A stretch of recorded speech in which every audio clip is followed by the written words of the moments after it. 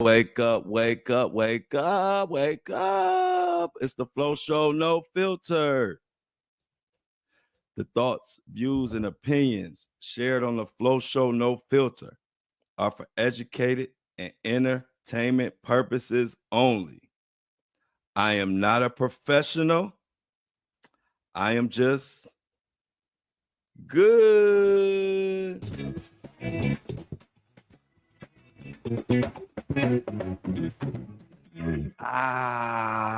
What is going on? Today is Taco Tuesday. Happy Taco Day to everybody out there. Wishing it and hoping and wishing you get some good tacos today. Got a mix of everything today in the show. We got a little Kanye, some more sad Justin Bieber news. Tony Busby is in hot water still. Diddy kind of quiet today. And then, my main man, Luigi. We got to talk about him. We finally got some updates. And then Luigi Mangione on a trial. We're going to go into that. Yeah, so today is like a little mix. And it reminds me of a dish that my mom used to make. And it was called, and I'm sure y'all heard of it, shrimp gumbo. It was like a special thing when I was growing up. If my mom was making shrimp gumbo, either two things. She had some shrimp left, and we was low on groceries, so she just mixed up a whole bunch of stuff and put it in there, and it was shrimp gumbo.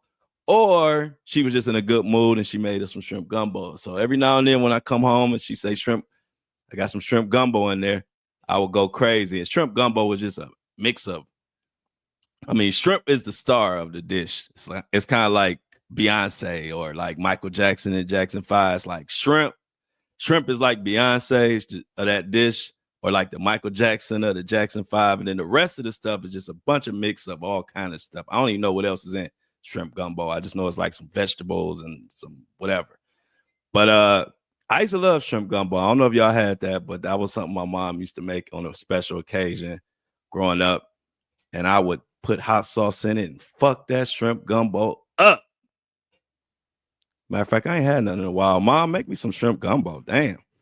Been a long time. I know I'm an old man now, but I still like shrimp gumbo. Anyway, today's show is sort of like shrimp gumbo.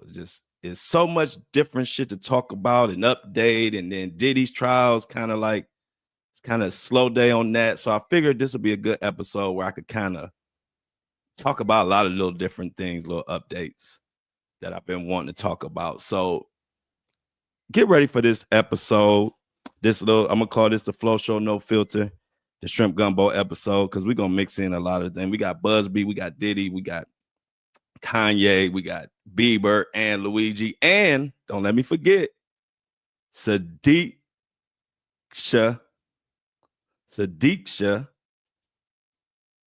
Konanki. Got an update on her. Her parents, some say they calling it quits, but I say they might have a trick up their sleeve, because they're saying that they want it to be called that she's dead. They don't want it to be called she's missing. And I'm going to tell you why I think that's gamesmanship, because also the person of interest that they're calling with this guy named Joshua is going to court today to try to see if he can get the fuck out of there. He's trying to get out of there on the next thing, smoking. They ain't letting him leave. So we got a lot to talk about, so we're going to get into it. I guess I'm going to start with the sadder news. Well, it's all kind of sad, but I think I'm going to start off with the Bieber situation. It's just a never-ending thing with Justin Bieber. And I'm going to read something, and y'all tell me what y'all think, and I'm going to break it down. I was always told when I was a kid not to hate. But it made me feel like I wasn't allowed to have it. And so I didn't tell anyone I've had it. Which made me feel like I have been drowning, feeling unsafe to acknowledge it. I think we can only let hate go by first acknowledging it's there. And how couldn't we feel hate from all of the hurt we have experienced?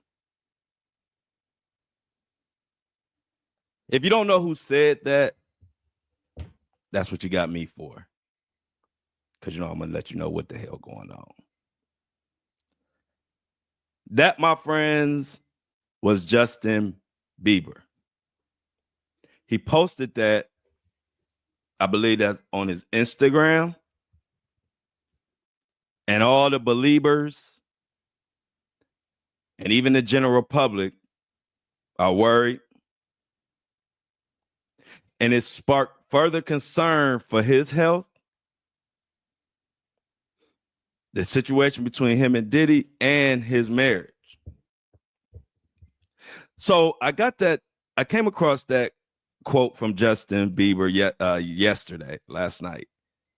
And so I said, well, let's see if he expanded on it or if anybody talked about it. And I definitely ran across an interesting article. And this interesting article comes from Radar Online, mostly known for their hip hop coverage, but they cover everything. And from Radar Online, it says Justin Bieber continues public meltdown amid crushing Sean Diddy Combs sex scandal and Haley divorce rumors by admitting he feels like he's drowning in all the hurt. Now, if you've been following this Diddy saga like the rest of the world, like me, like everybody listening and watching this podcast, you know that it has been somewhat of a roller coaster for Justin Bieber. And he's admitted to the pain, but he's been vague about where the pain stems from. I can't blame him. This is a tough situation to be in, to have to go through your probably deepest, darkest, most hurtful moments in front of the whole world, and dealing with a marriage has to be extremely difficult on him. And so the Radar Online article goes on to say the pop star whose behavior has sparked concern has now been revealed that he has been hurting. We all know that. And so when you think about it, does he know about some info coming out? Is he being asked to testify? What does he know? Is there something drawing this out? That's what everybody's wondering. I don't really know. Word on the street, and people are saying Justin and Haley's marriage may be close to being done. The word is they're trying to desperately save it. Who knows how that's going to turn out? But it just goes to show you when situations like this arise, and we tend to just look at the celebrities involved, but we don't really realize how many celebrities, not just celebrities, but how many people, celebrities or normal, are affected by actions allegedly of a person like a Diddy. It's kind of like if y'all saw the movie The Butterfly Effect back in the day. That was one of my favorite movies. And the butterfly effect is, one choice this way or that way can have implications on all type of different turnouts. Had you did this might have happened. Maybe Justin Bieber never was famous. Maybe none of this, maybe he would have never went through any of this. Or maybe if he never met the diddler, many things I imagine go through his mind of how it could have possibly been a different outlook. And when he says he had hate in him, he could have been speaking on his hatred for Diddy himself, for the industry, for people who sat around and didn't do anything. And then if I'm gonna dive deep into his quote, it seems like he's speaking on the fact that he was given everything. And when you're given everything, you feel indebted. You feel indebted to so many people. So he might have felt that having that hate in his heart, it was better off to keep it there, because if you spew hate and people feel like you got everything, or feel like you are having a life that everybody would dream of, then people don't want to feel sorry for you, or people think you're being a jerk or whatever, when you're just really expressing yourself. And so I feel him when we go back to that quote. Let's go back to that quote. Let's go back to that quote from Justin, because one thing about it, when you can't talk directly and you want people to kind of know what you're saying, you try to give them as many hints and clues as you can, because it's hard to say it. You just want people to figure it out and figure out what you're trying to say. So he said, like, I was told as when I was a kid not to hate. So what he's saying is that I was doing as I was told as a kid, but it made me feel like I wasn't allowed to have it. And so I didn't tell anyone I've had it. So he kept the hate inside, which is what he's doing right now, as far as, you know, not speaking on what's going on with Diddy. So now that he's drowning because of all the hate that he kept inside, then all the hate that's coming towards his way, or just negative energy, at this point, I'm sure he feels overwhelmed. And without getting too deep into it,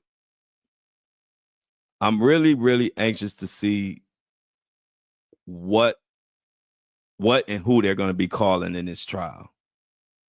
Like, who are they going to be asking to testify? Because it's a big difference between talking on Instagram, talking on a podcast, talking to your girlfriend, boyfriend, whatever. It's a big difference between that type of talk and then talking when you got to get on the stand and you got to put your right hand on that Bible. And you got to tell the truth, the whole truth, and nothing but the truth, so help you God. And just think about it.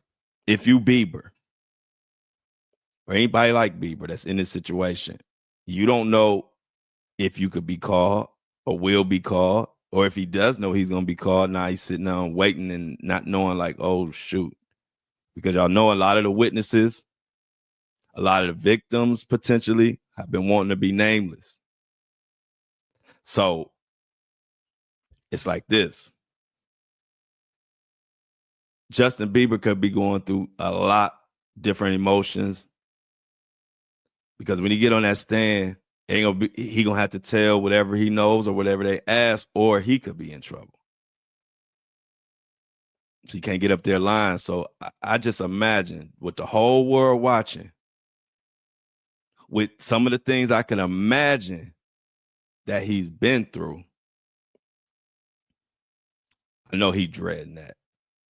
So if you're a Justin Bieber fan, go check out check his page out, check the quotes out. If you want to offer some good words, go ahead and do so.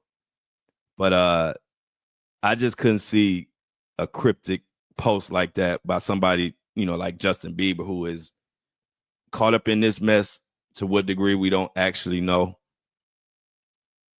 But I couldn't do this I couldn't wake up today and do this podcast and not amplify his message. I mean, he got a 50 million followers anyway, so as if he need me to amplify it, but I got to amplify it to my community and my listeners. And check out Justin Bieber.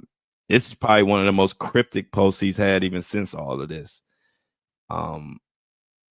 So prayers to him and his family. And like I said, I'm ready to just get to the trial and kind of get this Diddy thing going and getting it behind all of us. I'm sure Diddy want to get it behind him. No Diddy, but I'll be paying attention. And you guys will be. Also, let me get past the Bieber. The update, Kanye West is still arguing. We're gonna get to Luigi and Busby in a second. I'm just get these out the way. Yeah, they arguing. Kanye arguing with Kim still about the his daughter being on the Diddy song, and it's getting out of hand. And now it's to the point where Kanye has pretty much formed an alliance with Diddy, which is his right. I have no thoughts on what somebody chooses to do with their time or their energy, but I don't think that's going to be a smart move for Kanye. There was a talk that him and Diddy had. It's on that song, and Diddy was basically saying to Kanye, tell him to be careful because they are out to get us, meaning, I guess, successful black men. Is that what he was saying? It was kind of like in code, but from the way it was said, that's what I'm thinking he meant. And Kanye, like I said yesterday, he told Kanye that Kanye was literally the only celebrity who reached out to his children. I thought that was telling, because although he was trying to give Kanye West his flowers, he just let me know, sum up. You got to be guilty. And I'm talking about not just in my eyes or the public eyes, but a lot of these celebrities are privy to more information than us because they up there in the loop of some of this crazy mess. And the fact that not one celebrity has reached out to Diddy's kids, according to Diddy, that speaks volumes. That speaks volumes. If they thought you would get, if these celebrities thought that you were getting railroaded, Diddy, and thought it was only because you were a black man and you didn't do nothing wrong, you mean to tell me not one celebrity would reach out? To me, that doesn't do anything but point more to guilt. See, while he giving Kanye his flowers, he don't even understand it. It's somebody like me looking at that statement like, whoa, so you're saying no, not one celebrity reached out to your children out of all those people that you were running around with and all y'all, peas in a pod. So why hasn't not one celebrity reached out to your children? Could it be that they know some shit we don't know? For a fact, where most of us are speculating, some of them celebrities know firsthand what the diddler has been doing and been capable of doing. So for Kanye to be aligning himself with that Diddy energy, I think,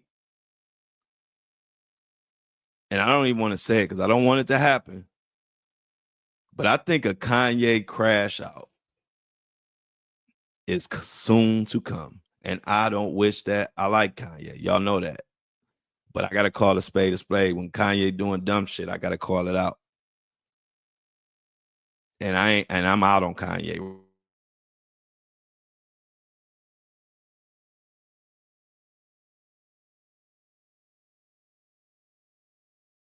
Seems like he's headed to a crash out. Everybody should be prepared. And like I said, I'm hoping I'm wrong. This is one of those cases and instance. I hope I'm wrong. I don't want to see Kanye crash out. I just want to see him get back to being the old Kanye, the talented Kanye who won us over with his talent, not by just trying to say the worst shit he can think of to say just for attention. It's really sad. If you are a true Kanye West fan from back in the day, from the college dropout days, it's sad. And so, like, I'm not wishing that on Kanye or anything. I hope he bounces back and gets back on his real Kanye stuff, because this new Kanye that's just saying the most craziest shit that you can think of, it's sad. It's really sad. So I don't know if any of Kanye West fans out there agree with me or feel the same way, but that's how I feel. So now we done got the first part of the gumbo. We preparing. I'm cooking today. This the only version of cooking that you're gonna see Flo doing. So we got the other ingredients out the way in the gumbo. So now let's get to the meat of the gumbo. And in the meat, we talking about Busby. We talking about Luigi. And we talking about Sudiksha Konanki. Tony Busby, this breaking news is so breaking that ain't even an article yet. This just happened late last night. Tony Busby, I'ma just say it. I don't care how you slice it and dice it. As of right now, today, Tuesday, what is the date? March 18th, Tuesday. The biggest mistake Tony Busby made was attacking Jay-Z, and with an ill-prepared lawsuit. This ain't about guilt or innocence. I'm not even, this is not what I'm speaking on. I'm just speaking on Tony Busby was on a roll. He was dropping lawsuit after lawsuit. He was the man. Everybody was Tony Busby's press conferences, everything. You couldn't touch him. Like I told you, he had just cooked our quarterback. You know, I'm a big Browns fan. Tony Busby just went through our quarterback with like hot knife through a butter. Our quarterback, after dealing with all those lawsuits with Tony Busby, he was a franchise quarterback. Now we paying him to just get the fuck away from us. And I'm talking about Deshaun Watson. So I watch Busby do his thing. He ain't doing his thing right now. And the crazy part that shows that was a mistake messing with Jay-Z in this particular lawsuit. The thing is, even if you come at Jay-Z, Busby, you should have came with an airtight lawsuit. Because as you can see, Jay-Z, he a little smarter than Diddy. And now Tony Busby has had to withdraw. This is the breaking news.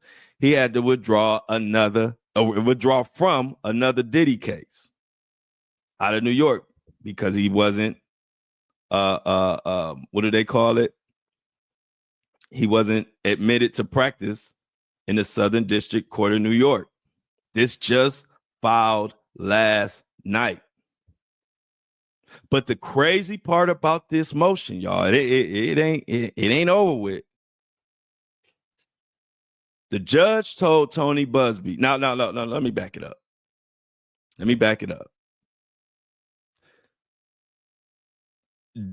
Tony Busby had about 100 lawsuits on Diddy out of New York, right? Week after week, month after month. But it wasn't until he fucked with Jay-Z, it wasn't until then that he had got exposed. Flo, what are you talking about? What do you mean he got exposed? See, it took Jay-Z's legal team to bring up the fact that Tony Busby wasn't licensed to actually even practice in New York. Even though there were a ton of lawsuits that happened with Diddy before Jay-Z came. But that goes back to what I told you about Diddy and his legal counsel is a bunch of clowns, bunch of used car salesmen. They pull up on you at the dealership with a car that you can hear loud as hell, muffler rattling, check engine light on. And that's that used car salesman will have an excuse for everything going on. When you just want to say, why don't you just bring me a well-equipped, good running car with no fucking lights on in the dashboard? Dashboard looking like Christmas. It's June. Dashboard looking like Christmas. Every light on the dashboard. But this used car salesman is telling you that it runs like a dream. When it's actually running like a nightmare. And every light on. And the muffler loud. And it stink in the inside. And you wondering who had this car before me and why does it smell so bad? Why does the fucking key look like it's 400 years old?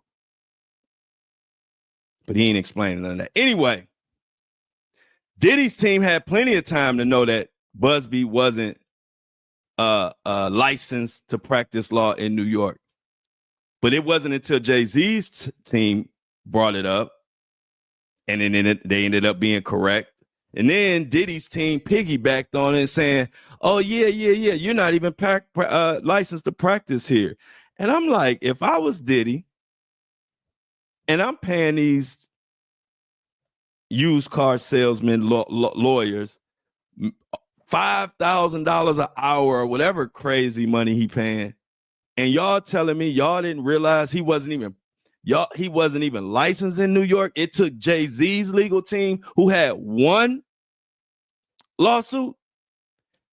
Jay-Z's legal team figured it out in one lawsuit. Diddy had 20, 30, 40, I don't know how many it was, and his lawyers, and they never brought that up. So I just go back to the point I've been telling you how shitty Diddy's legal team is, and wait till the trial start. It's going to get worse. And the biggest story going to be how horrible his legal team is. And y'all going to come back. It's going to be another thing that y'all going to be in my inbox saying, Flo, you've been saying that the whole time. Once this trial starts, the story going to be how horrible Diddy's legal team is. Watch what I tell you.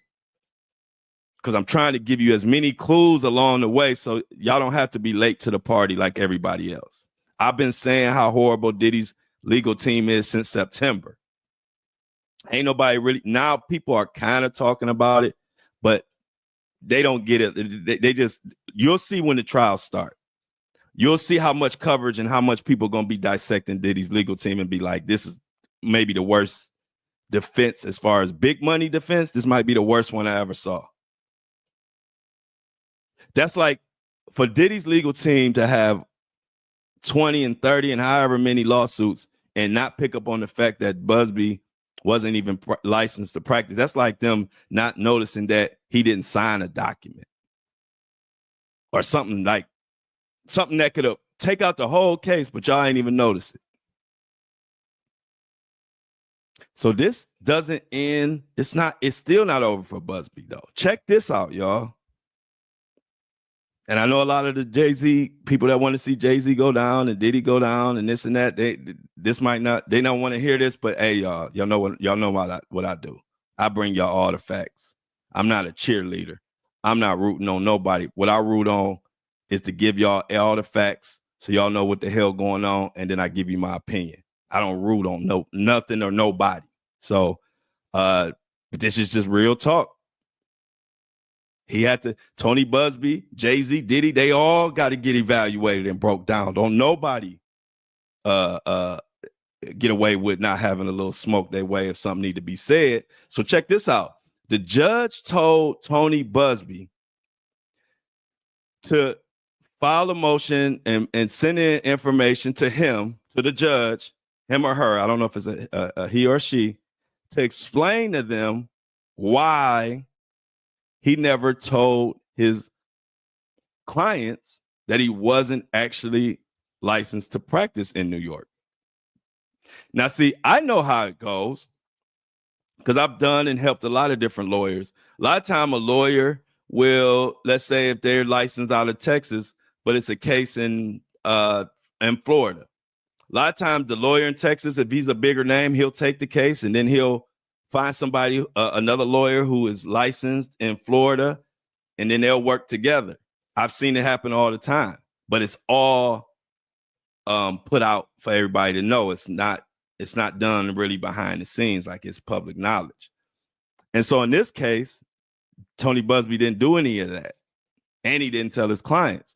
So the judge gave him a date, which would, I think today was the deadline for Busby to either get the right credentials and also explain why he didn't tell them.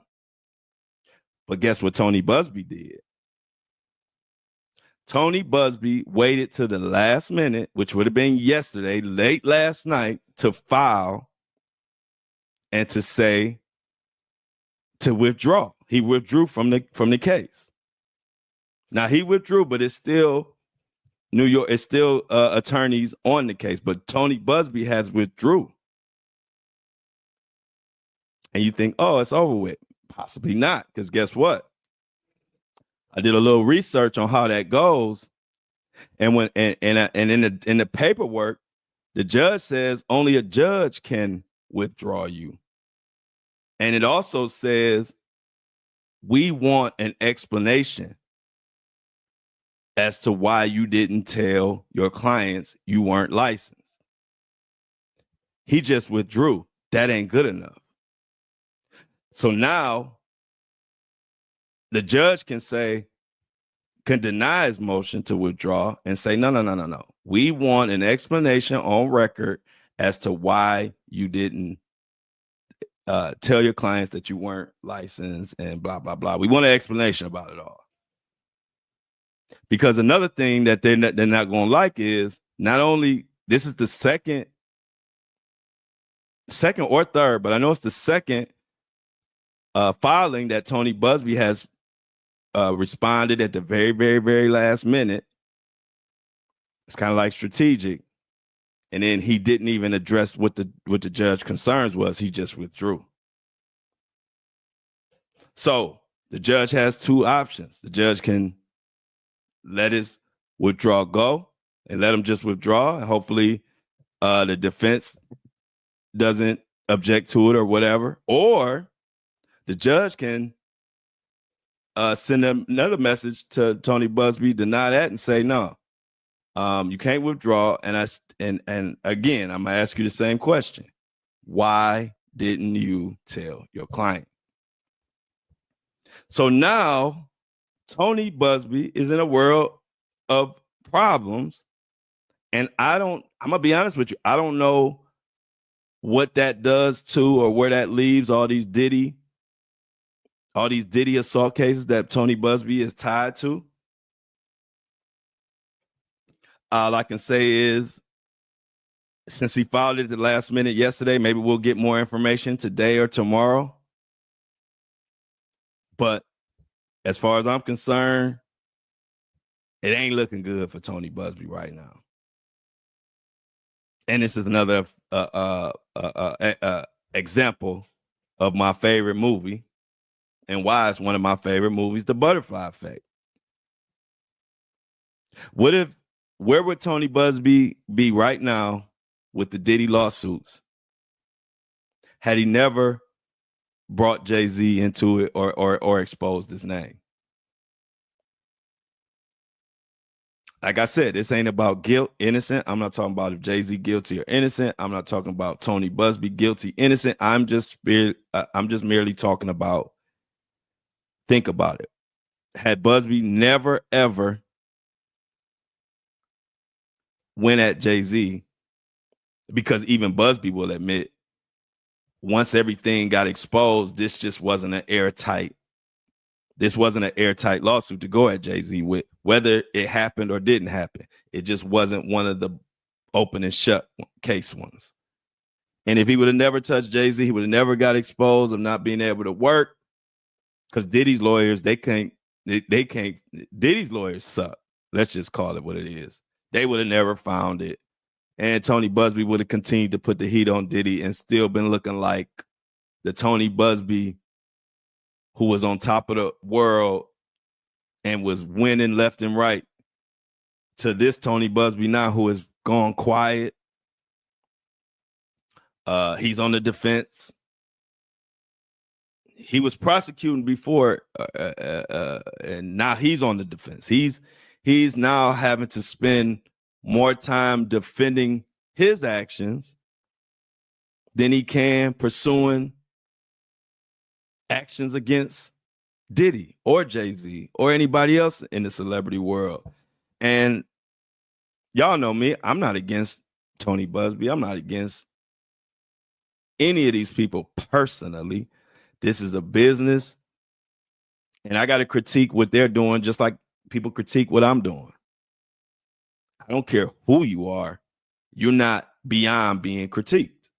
And in this situation, it's not looking good for Tony Busby, and I'm sure he is wishing he would have did things a little differently. He didn't even have to bother Jay-Z on this particular lawsuit. I'm not saying there could be many things Jay-Z has done. I don't know. I wasn't there. I know a lot more about Diddy than I do of Jay-Z. So I don't know. I haven't been in Jay-Z's circle. I've been in Diddy's circle. So I don't really know what Jay-Z has done and hasn't done. But I know that now that we see how this turned out, it just wasn't smart. So we'll continue to pay attention to this Tony Busby and his Jay-Z situation.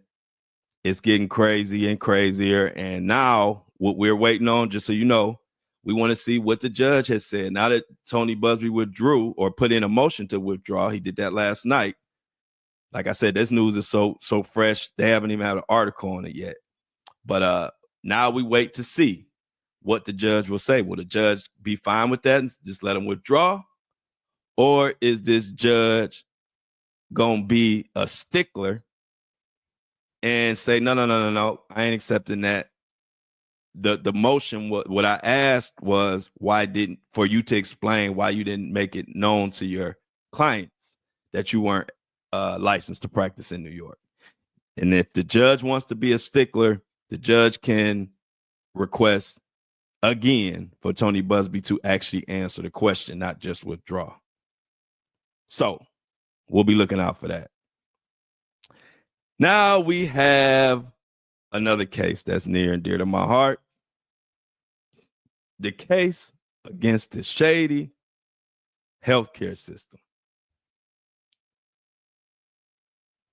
They're trying their best to bury this story,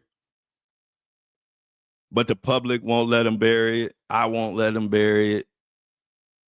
You can ban TikTok. That's fine. We're going to still talk about Luigi and what's going on.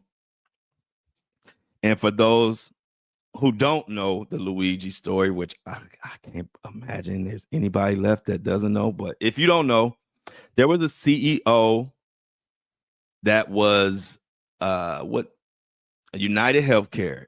One morning he was walking to some type of function, and in broad daylight was capped in the back and killed. The man that they have pinned this on is Luigi Mangione. And with the stranglehold that the healthcare system has on all of us,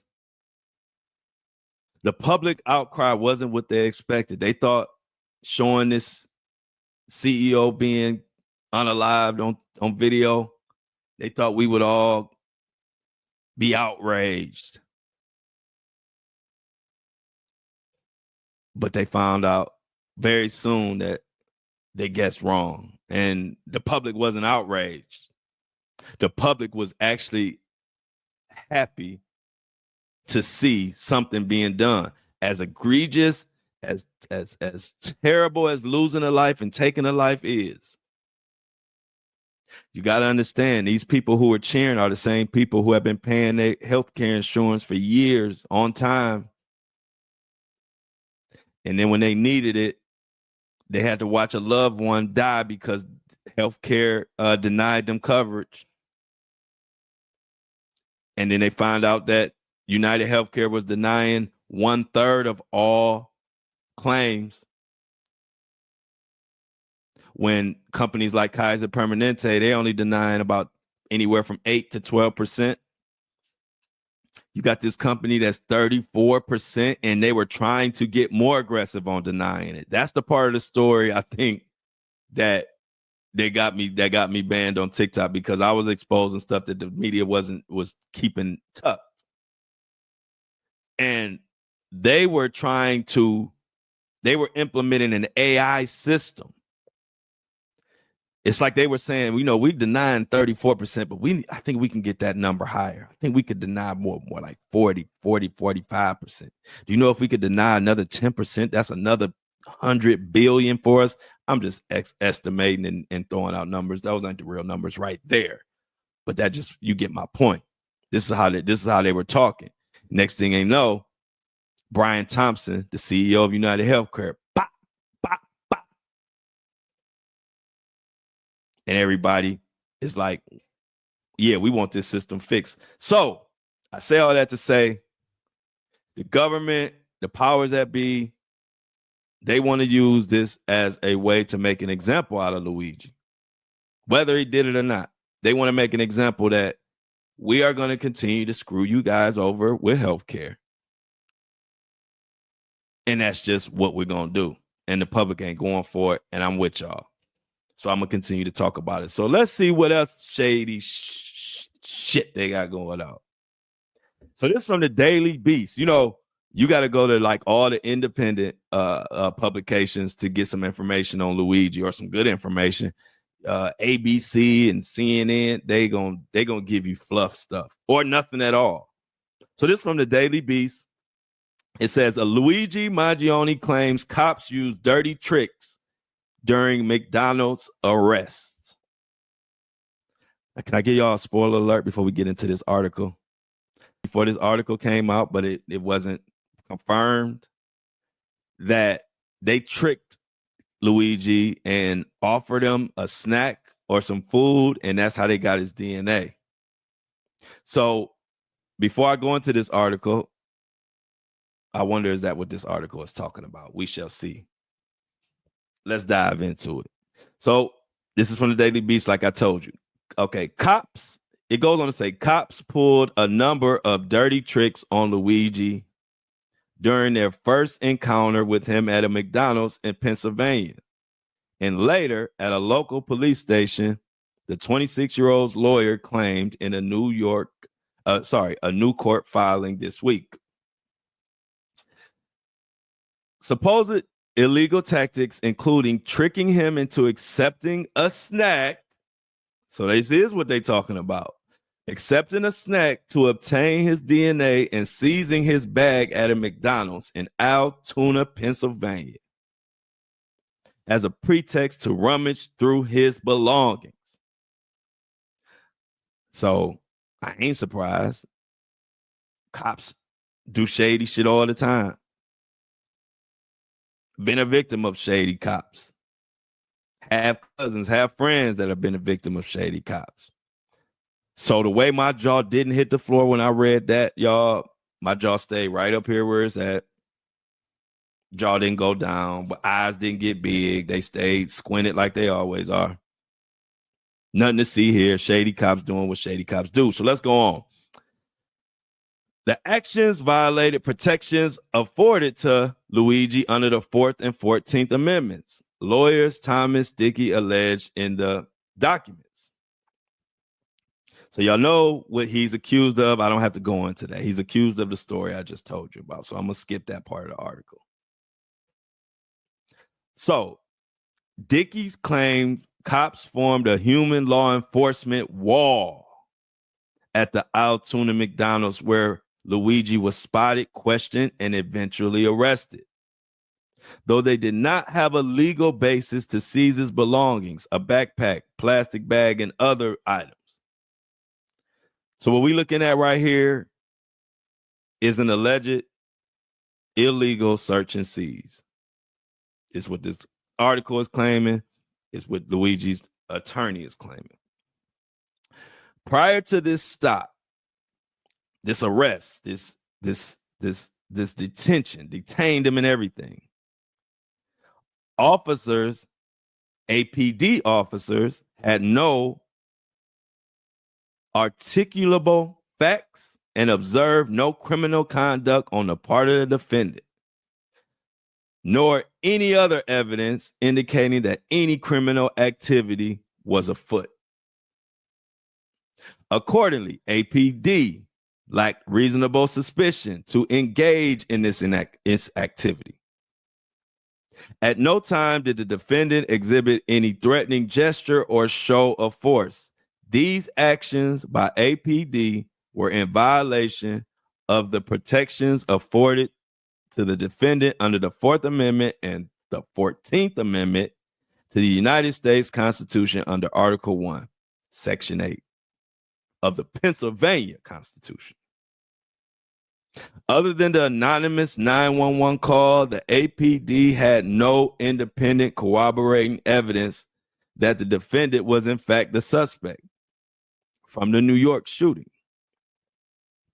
In the 36-page document, Dickey writes, any purported identification of the defendant as the person wanted in New York was purely speculative and based on a hunch, and describes actions by APD officers and other law enforcement personnel as coercive.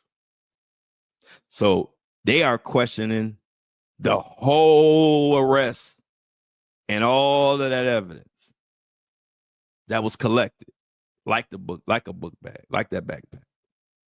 Dickey said the discovery of numerous items was illegal and should be removed from the case, including a computer chip, a clip containing bullets, which was wrapped up in some undergarment, 9mm handgun with printed lower receiver, mechanized upper receiver, suspected 3D printed suppressor, and a red notebook.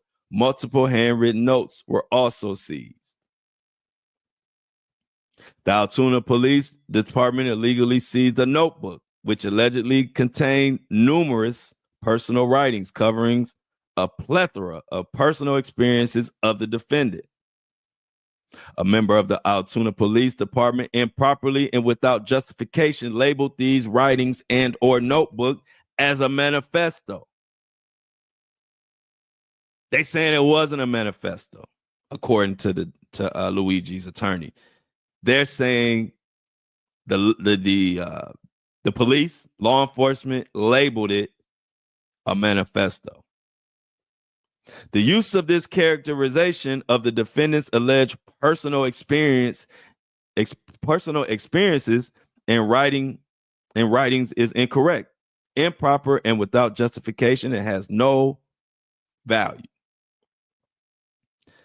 The document says Luigi believes that this characterization was done solely for the purpose to prejudice the defendant and put him in a negative light before the public, all in an effort to prejudice any potential jury pool.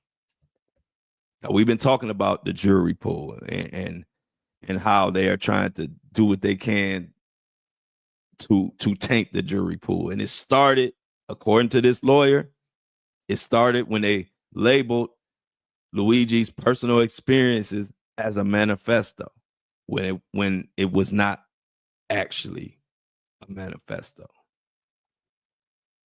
Later, at the police station, cops provided snacks to an unknowing Luigi. And this is when we get there. Later, all the police station cops provided snacks to an unwitting Mangione.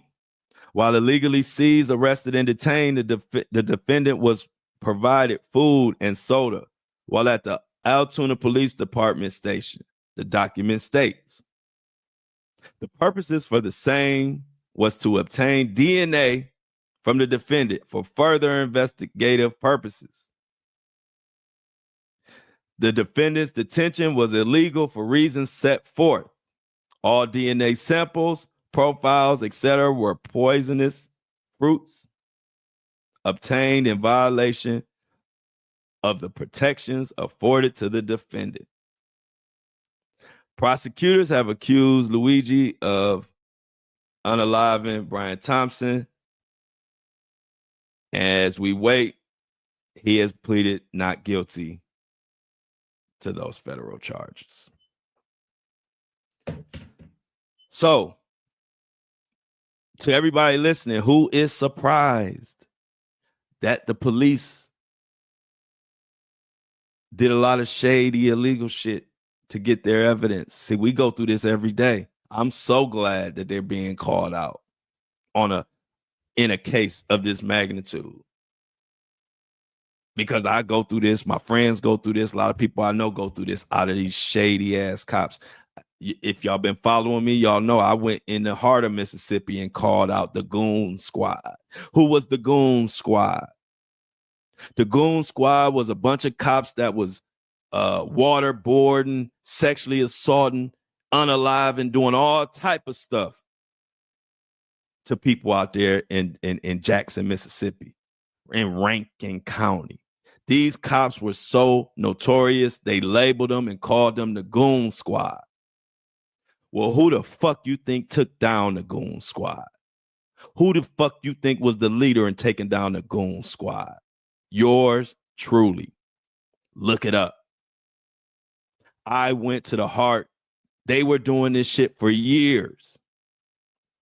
These Mississippi cops were doing this shit for years. And then it got on my desk. And it had went unnoticed for years. It got on my desk and I blew that shit up. I told the whole world, all my posts went viral. I said, man, it's Damian Cameron, all type of different names. These cops were sexually assaulting people that look like me with dildos. So much stuff I can't even tell. It's hard to even repeat it. The bottom line is I took my ass with my team down in the middle of Mississippi, called their ass out, had a press conference. The news was there. I ended up being on the news. And we were screaming to the news reporters couldn't believe what they were hearing. And we were saying that, and these assholes are still working right down the street. Now, I ain't going to tell you one thing about it. I had no fear when I went there, but I was happy to get the hell out of there when I was gone because I know those police want to fuck me up. But I don't give a damn. See, that's the difference between me and a lot of these. I don't give. I stand for what I stand for. So if you come against me, you better be prepared because I'm not going for the shit. I didn't get nothing extra for going to the middle of Mississippi. I didn't get no extra pay. I didn't get no extra money. What nothing. I went because it was a case that I took on and I wanted to go right in the heart of the belly of the beast to let them niggas know, excuse my language, I ain't scared of none of y'all. When I stand on what I stand on it. And guess what? Those cops went from they still working while all this bullshit was going on. After that press conference, after I called their ass out, that very next week, all 6 of them were fired, dismissed, put on leave, whatever. And about 6 months after that, they all got a combined almost 200 some years, record breaking takedown. So I'm clear. And I know damn well what's going on with these police because I put my ass on Front Street for that cause. I ain't have no security, just me and my people who went with me down there to for this cause. Wasn't no security. We in the middle of some library in the middle of Jackson, Mississippi. I don't know if I'm about to get killed because we ain't have security. We in a library with a press conference with all the news stations there. And they took my very first quote. I said, we all know what justice look like, and this ain't it. That was the quote they ran across the news thing. And I'm telling all that to say, when I say that these cops do shady shit, I know what the hell I'm talking about. So you're not about to see me act surprised. I'm just happy that everybody else is pointing at these crooked ass cops now. I'm just happy we got a new group of people joining this, putting some eyes on what these cops are around here doing. So now that they did it to Luigi, more people are standing on business about it, and I like it.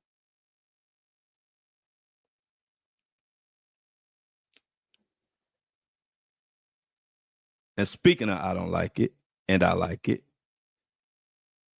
let me calm down because y'all know I get turned up when I start talking about these shady bastards. But shout out to everybody who's supporting the movement so I can get on this bitch and tell y'all the real of what's going on and tell y'all why I'm the best at what I do. Because I ain't never seen a lot of these podcasters and YouTubers that truth or TikTokers. I ain't never seen them in the trenches. I only seen them on my computer screen. I ain't never seen them show up somewhere. And I ain't judging them for it. But all I'm saying is it's a difference between me and them. A big difference.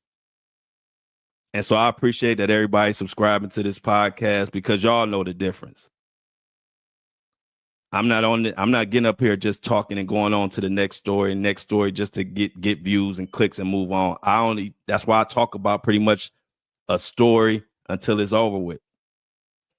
Because I want to have some type of impact. If I'm talking about a story, I want to have some type of impact. Whether it's huge impact, like the Goon Squad situation, or it's just I'm bringing awareness to the story. Whatever, I want to impact it some kind of way, or I don't want to touch it. Because I don't feel right about just talking about some shit for views and people really going through problems and I just doing it for views. Then I just go to the next story. That's cool for some people. I don't do it for that. So let me shout out the shoppers of the day.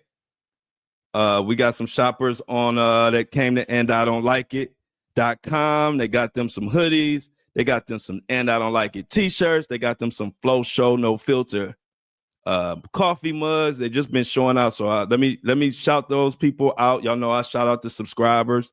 Whoever subscribe, if you subscribe, you're gonna get a shout out.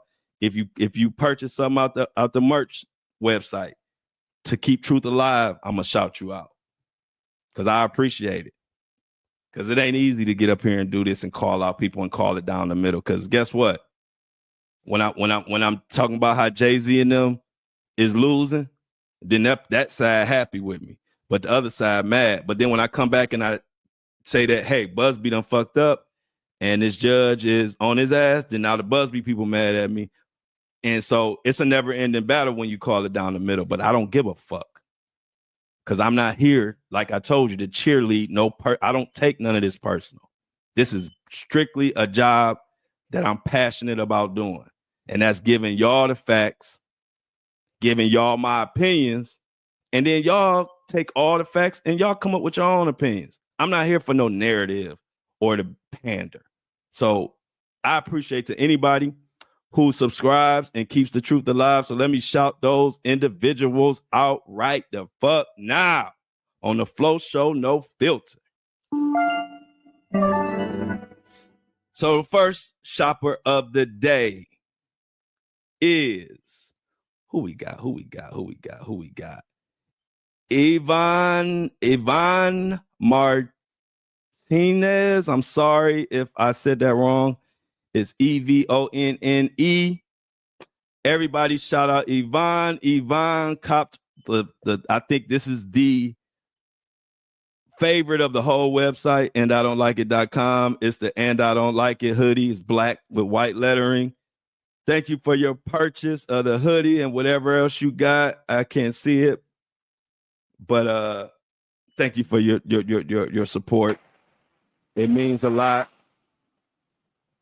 Like I always tell y'all, we got to take care of ourselves because these big corporations, they want to give up money, but then they're gonna want us to talk about what they want to talk about. You know, we ain't doing that shit. I ain't gonna be on here talking about birds and bees and how the birds fly. We're gonna be on here talking about who done it and why. That's what we here for. So I got another shopper.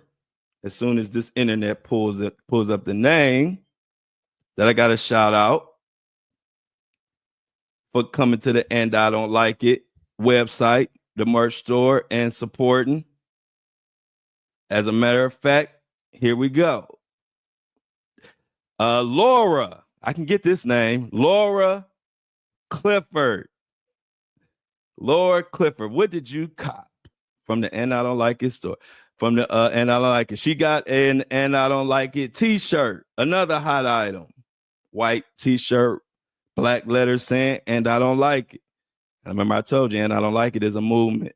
You want to represent, it's so much shit we don't like that's going on right now. Just throw on your And I Don't Like It t-shirt, and when somebody asks you about it, let their ass have it. That's your intro. You asked for it. Now I get to tell you what I don't like. So use my shirt as a way to vent. Cause somebody gonna ask you when they see your shirt, they're gonna say, "And I don't like it." What do you mean? Then you can just tell them all the shit. I don't like the grocery prices. I don't like the healthcare. I don't like this. I don't like that. I don't like DEI gone. I don't like motherfuckers is getting away with murder. It's a lot to fill in. So I appreciate Laura for the t-shirt and also Avon for the purchase.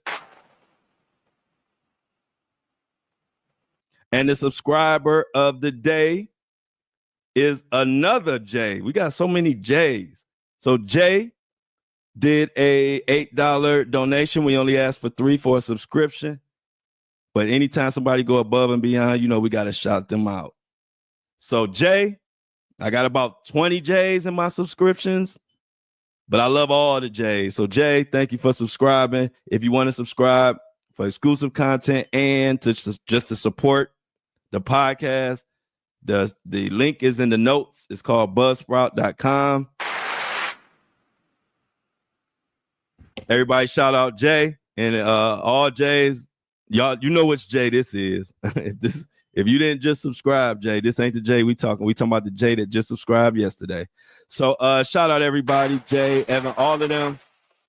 For real, y'all. It's especially in these times, it's not easy to bring straight truth and call out people who need to call out, because you know what they get you is with the money. And I've been telling y'all that I'm not here to do no sales pitching. Y'all know I ain't a salesman. I just tell you exactly what's going on. And if you can support and rock with it, you can. If you can't, cool. But they trying to attack us with their dollars, which is why a lot of your favorite podcasters, as they get bigger, you stop liking their content because they get more of the corporate dollars. And when you dependent on those corporate dollars, then your content soon gets vanilla, and it lacks depth, and you're not really scared to call out certain people because you don't want to mess up your money. I don't want that to happen. It's not gonna happen to me. I ain't gonna say I don't want it to happen. It's not gonna happen, which is why I push for subscription. I push for my own business, my own merch, my own everything, because my responsibility and my loyalty is to the subscribers and to the listeners of this podcast, The Flow Show No Filter. And I'm good with that. So as long as y'all keep subscribing, I don't give a damn with these corporations. I don't give a damn with these celebrities. Because one thing about these celebrities, they not going to say shit when they see me in person. I know that. I've been seeing all these guys for years. So it doesn't bother me when they get mad or say something on online, because I know that they not going, they've seen me and ain't nobody touching me. Ain't nobody, they know better. They know I'm not going to play. So they not going to play with me. So thank you for subscribing. Thank you for supporting. Thank you. Is that enough thank yous for today? Let's see what we got here. Also, a little message. I always like to read. I don't read all of them, but I like to read some of my positive messages to y'all. What did they say? Somebody said, You're my favorite podcaster. That's why I follow you. Tell everyone, and I tell everybody I know to follow you. Thank you, Andrea. That's a nice net message. So let's see what else we got on the agenda. Did I get to everything today? Oh, of course not. 1 second. I got to get to Sudiksha, but I ain't got no tissue. Where's the tissue at? Hold on 1 second, y'all.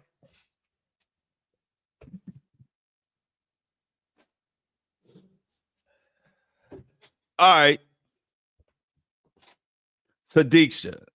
If you don't know who Sudiksha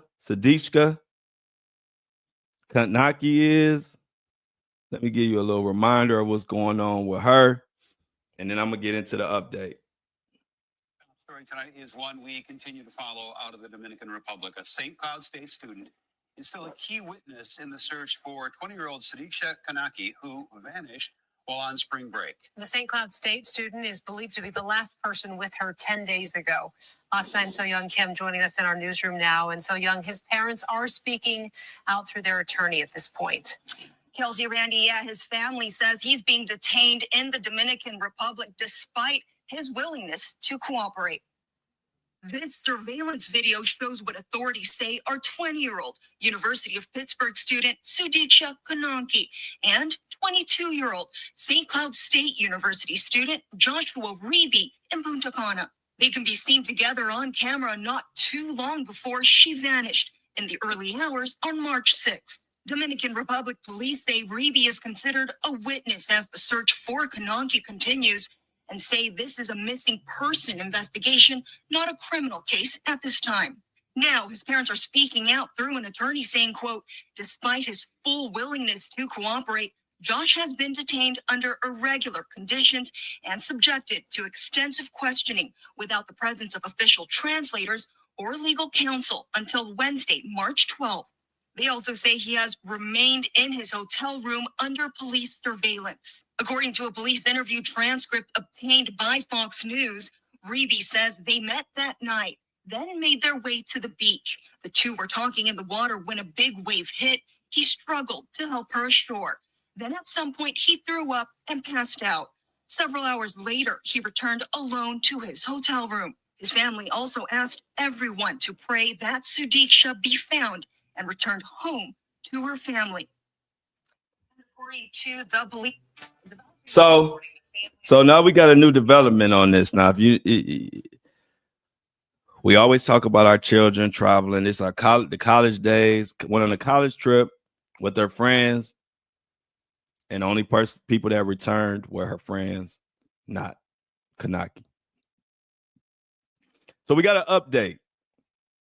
If you know, yesterday we had left off that he had been detained. The guy Joshua, who is a person of interest, which if you're a person of interest, but you're not allowed to leave, to me, that's just another fancy name for suspect. They could say that they're not making him a suspect, but if you are detained and you're not able to leave, that's a suspect to me. But you know, it is what it is. Words judged by actions, not by words, not by titles. If you telling me that I can't leave, then I'm a suspect. Don't give me this personal interest. I mean, person of interest shit when you won't let me leave. So he is the person that everybody looking at, and so the parents have just made a declaration. And what they just said is they want their daughter to go ahead and be called dead. They want to just say that she's dead now. They want the security coverage. They don't want to keep playing the loop of her hugged up with this boy, as they call him. And they want him, they want it to be ruled that she's dead. And a lot of people said, are they saying that they don't think he did it, or they're saying that she really drowned, but they didn't say drowned, they just said dead. And if you've been paying attention, they've been saying that the reason why they've been using this word, this phrase, person of interest, is because this isn't a foul play investigation right now. Meaning, this is not, they're not investigating it for foul play, is what they're saying, right? But are they? And that's why they say that's why it's a person of interest, because they're not investigating for foul play. And so now that they have Joshua has a court date today, and they're to determine if he's gonna, his lawyer filed for him to be able to leave, saying that he's being detained illegally, and they want a ruling, so they filed some paperwork about that. And today is the court date. And I think the reason why the parents want to go ahead and pronounce their daughter dead is because they want this investigation to go into a murder investigation. And I think they want that to happen before Joshua is granted to leave. Now, I don't know if the court going to rule in his favor. Who knows today? But I know today the court is supposed to rule on whether Josh can leave and go back home right now or if he has to stay. And I'm thinking the parents are playing chess as well. And they like, you know what? We need to get this placed as a murder trial or a murder. It's not trial. I'm sorry. As a murder case or a murder investigation. And I believe that's why they're saying that. More footage comes out that showed Sudiksha and also Joshua throwing up in a restaurant. Well, I'm not gonna say that's what everybody's saying, throwing up. Maybe they were throwing up, but it's like they both peeked their head back and down. And then they came back up. And to me, I could be wrong. I don't know, but they could have been doing something else. Because throwing up, I mean, who just throws up literally in the restaurant or like to the side of the restaurant, just throws up and then it just back up normal? That didn't seem like throw up motions to me. That there might have been some type of drugs involved. He might have had some drugs. He might have did some drugs. I don't know, but it's just I've looked at the footage so many times and I see why people saying throwing up, but to me, he might not have been throwing up. He might have been snorting some cocaine or something, or something like that. Because I just don't see anybody being at a restaurant, being regular, and then dipping their head back down, throwing up, and then just lifting back up and just talking to people and shit. Like I don't know. I could be wrong, but I'm not just going to assume because everybody's saying that he was throwing up in that restaurant or she was throwing up. They might have been doing something else. I don't know. But like we said yesterday, don't add up the time they all went out there at 4 a.m., around 4 a.m. Everybody returned around 5 a.m. except for Kanika and Joshua. And then Joshua shows up with no shirt. Now they saying his shirt might have been in his back pocket. I don't know. But from the surveillance footage, it looks like no shirt and no shoes. And so my thinking is this. Where are your shoes and your shirt? Did you go out there and start? You know, my brain works funny. But check this out. Drunk or not, how do you not get your shoes? How do you not? Did he throw up all over his shoes? Because how do you not have it? Well, it makes it seem like you got to searching or getting rid of some stuff or doing something so much on the beach that you lost your bearings of where you really were. And maybe that's what took you so long to come back.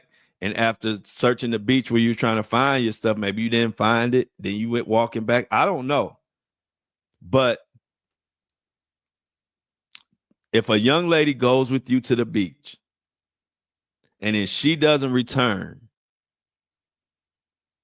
at 4 a.m, she goes with you to the beach at 4 a.m, she doesn't return, but you return at like 9 a.m. with no shirt, no shoes on, with 3 different stories, then that's on you. If you know, I can't blame the public for looking at you because you got 3 different stories. And people say, what? Well, he was drunk. You know, when you're drunk, you forget this and you forget that. Well, when you're drunk and you don't know shit, you just say you don't remember. You don't make up shit. If you were drunk, you say what you remember and you say what you don't remember. You don't have to just make up shit just to make it up. Nobody asked you to do that. So innocent or guilty, he is being put under this scrutiny for a reason. This is why, as a man, It's a lost art, but you should be a leader and you should be a protector at all times. It will save your own ass. You can't just get drunk with women, take them into the beach. Something happened to her, and hours later, you come walking in with no shirt on, no shoes, ain't tried to contact her, got 3 different stories. And now his parents are feeling like he's being mistreated when he put himself in this position, whether he did anything nefarious or not. This is the karma of your decisions. I'm for sure gonna check and make sure a female that I'm at the beach with that time, I'm for sure gonna make sure she got home. I just no way I'm gonna say, oh, I checked on her, but I didn't hear her because I just started vomiting. And then that's it. And then you never check with her friends, nothing at all. So that don't make no fucking sense to me. And the gap, I'm still concerned about this gap. And it's funny. I'm not going to say these people watch my or listen to my podcast or watch it or whatever, but everything I was saying yesterday started being regurgitated throughout the day. And more people started saying like literally, I hadn't heard nobody say that, but they were like, why right after you just saved her life, she just walked away at an angle and you just went to vomit, and that was the last y'all ever said to each other? That don't make no sense.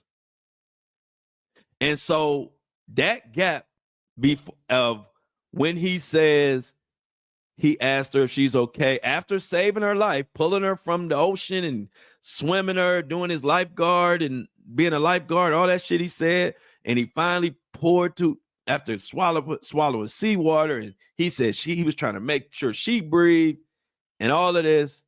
Then you get her to half knee deep water. She don't get out the water. She just walks at an angle, still in this dangerous ass water that just almost took y'all life. She's walking at an angle, and then you ask her, is she okay? And then she said, you don't hear anything. And then you just vomit. And that's the story ends right there. And we supposed to be good with that? See, that gap right there of not knowing what happened from the time she supposedly walked in the angle and he started vomiting to 9 o'clock when he shows up with no shirt on walking into his hotel. I got a problem with that gap. Another thing people started talking about yesterday that I finally noticed is he didn't describe shit about her, like what she did. The only thing he said, and pay attention to this, y'all, the only thing he even said concerning her was about him. Nah, y'all ain't ready to break this shit down to the very last compound. You know, y'all ain't ready to do that. Even what he said about her, he said what he made himself look good. He said, I was trying to make sure she was breathing, but it made me not be able to breathe. He not saying she was grabbing, holding, screaming for her life, almost pulling me down, thanking me. We have no details from him about her. The only detail that, and correct me if I'm wrong, the only detail we have from him about her is that they both screamed for help, but nobody came once they got pulled under or pulled out to sea by the rip current or the tide or the wave or whatever. The only things he said about her is still was with him saying that we screamed for help, nobody came. So he did say she screamed for help. That's one thing. And then the next thing he says is he was trying to get her to make sure she was breathing, but by doing that, it made him not be able to breathe. So did you unalive her or take her in a dangerous situation. And if I'm judging off your own story, were you not able to breathe? And so you just kept her under so you could breathe? And then she drowned in your arms? I don't know. When you tell a story that don't make no sense, I gotta speculate because your story don't make no damn sense. I don't give a shit who tells it. That story don't make no sense of you saving her life and then she just walks away while you're vomiting. That don't make no fucking sense at all. At all. Did you unintentionally? Were y'all just having drunk sex in the ocean? And did you unintentionally unalive her? You know, because I've been in the water with a female, like having, you know, at the beach having fun. And one thing about it, you know, if she's shorter than you, y'all might be in a certain level of the ocean where it might not really be as dangerous for you as it is for her. And so she's really dependent on you when she's out there. And if you ever been to the beach, you know what I'm saying. If you ain't been to a beach as a couple or have been in the water, you probably don't know what the hell I'm talking about. But it is a time sometimes, especially if the female is shorter than you, you're stronger and everything, where you'll be at a certain level where they hold on to you and trust in you. Now, did the wave come crashing and she told you she didn't want to get in the water and you made her anyway and you trying to save her, and next thing you know, you can't breathe because you're trying to help her breathe. And so in that split second, you had to just put her under you so you could breathe and swim, and then you get to the thing and she did. I don't know. But I know something. We're going to know a lot today if this court going to let him leave or they going to make him stay. I'm very interested to see that, especially seeing as the parents are saying like they want this case to go from a missing person to just that she's dead. They want this to be an investigation of her being unalive. So in the case of Sudiksha, we are still waiting. Today, we'll find out if they're going to let him go. Joshua Reeve. His lawyers are fighting for him to be able to get out of there. They're saying he is being detained illegally. And today the hearing is scheduled at 2 p.m. So mark that in y'all phones. 2 p.m. I guess I don't know if it's 2 p.m. East Coast time or 2 p.m. DR time. I don't know. But they say 2 p.m. they're going to have a ruling on that. This ruling is going to tell me a lot. Because, put it like this, if he was easily ruled out, which if you had nothing to do with it, your story should be straight and your story should be able to be corroborated. And we on day 10, 11, 12, because they said it happened on the 6th. What's today? That was my birthday, by the matter of fact, that this even happened on, which is crazy. So we on March 18th. So we on day 12. And they still holding him.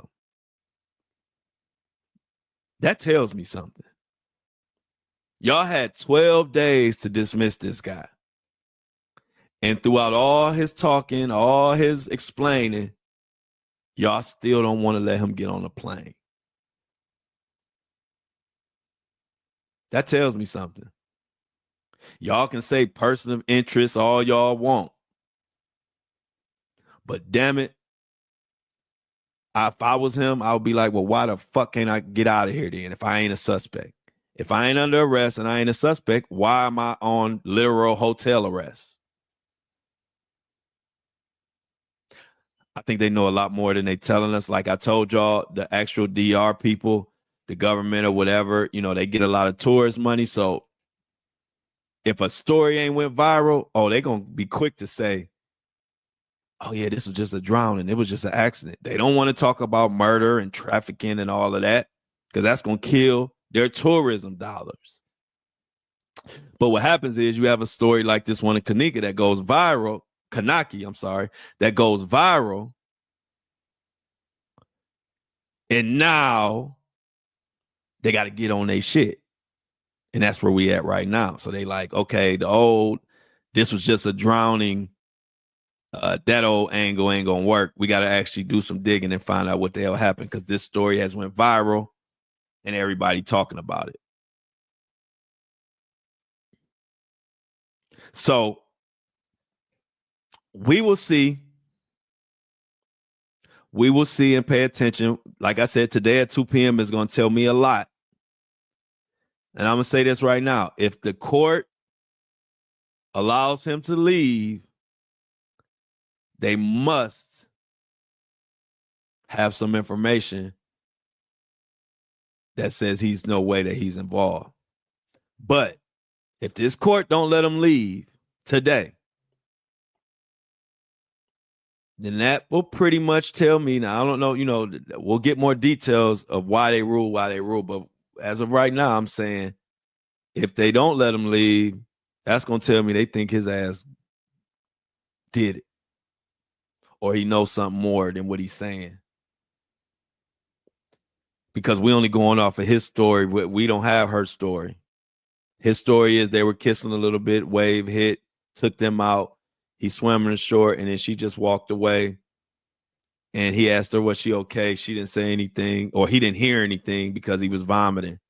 And it didn't. And after he was done vomiting, she was just gone. Make that make sense. Prayers to the family as always. Something ain't right. Something ain't right. Wrestler, in shape, lifeguard. And another thing, y'all know how the old term that sobered me up. Well, if you get swept away, okay, you could be drunk, right? But if you get swept away by a rip current and have to swim tirelessly all the way back to shore while holding somebody else, your ass ain't drunk no more. Your ass been sobered up.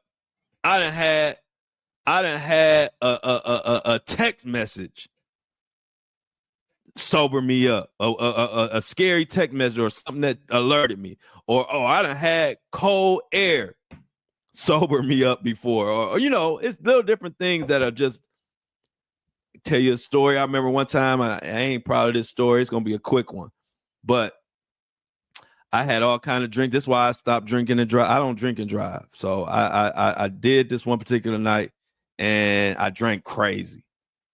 I had like 14, 15 shots of Patron that night. Going. I don't know why the fuck I got behind the wheel.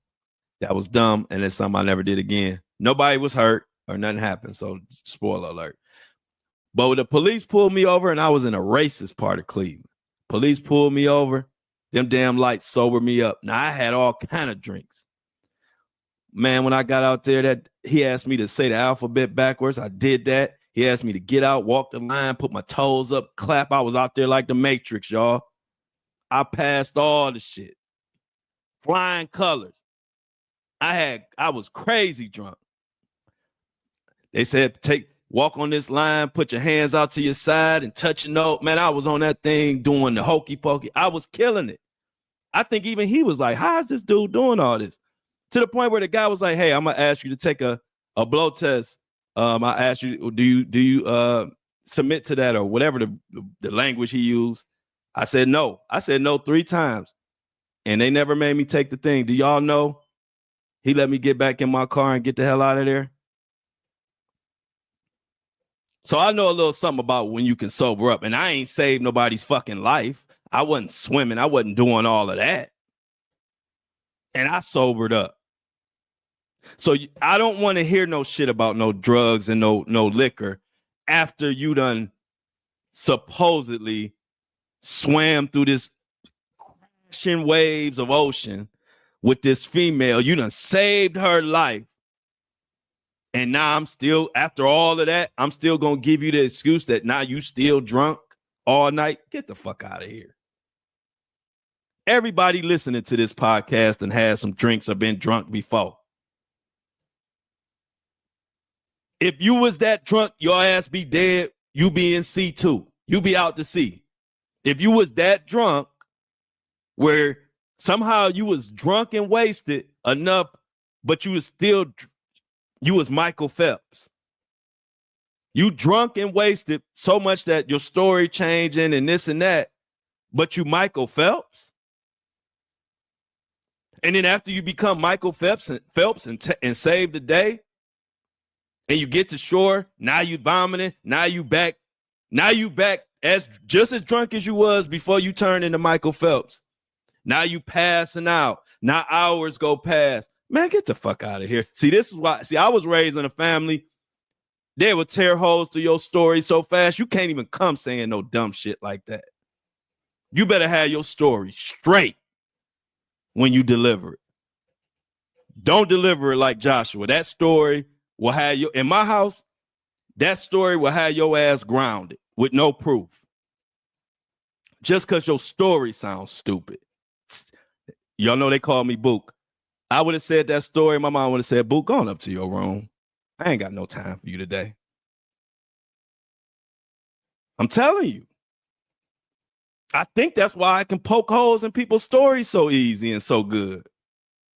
Because in my family, that stupid story he just told, my grandmother wouldn't go for it. My mama wouldn't go for it. My dad wouldn't go for it. They would be like, no, tell me the real story. First of all, why is there a gap from here to here? Second of all, there's no fucking way that you just saved her life and she just went about her business. Don't say that no more. That's the type of love I was growing up with. Like, you come up with something else. We're not buying that.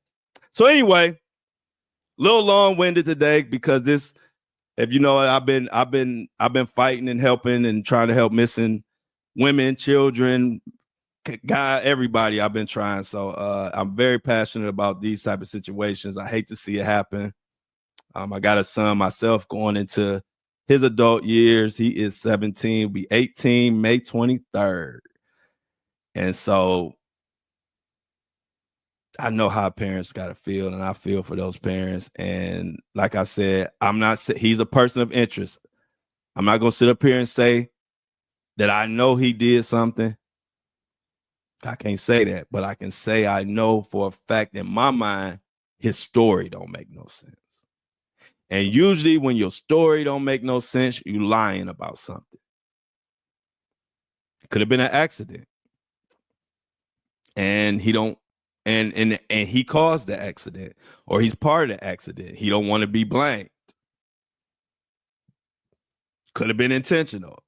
I tend to don't think it was intentional. I think it was a mistake. I think he was doing too much in his drunken state and being drunk and in the water and trying to have sex and doing all type of whatever, kissing. And you are drunk. I'll give him drunk. I'll give him drunk all the way up until they got swept out. Now, I ain't giving him no drunk excuse once they got swept out and this motherfucker said he was Mike Phelps and swam the shore. But then now, conveniently, I got to give you that and then say after that, you went back to being drunk as hell. If he was drunk as hell and that story he told is real, his ass need to be in the Olympics. We, USA, we need a swim team because apparently this guy can be drunk and drugged out of his mind and defeat horrible riptides and waves. And not only by itself, he could do this shit drunk, high, with a female in his arm. He's Superman too. I ain't got no time for this. Let me get the hell out of here. Y'all don't feel me. This me by myself. I'm by myself today. Y'all don't feel me. Y'all believe that story, don't y'all? But let me get out of here though. I told y'all we had shrimp gumbo today. I love shrimp gumbo. Tell me if y'all do too.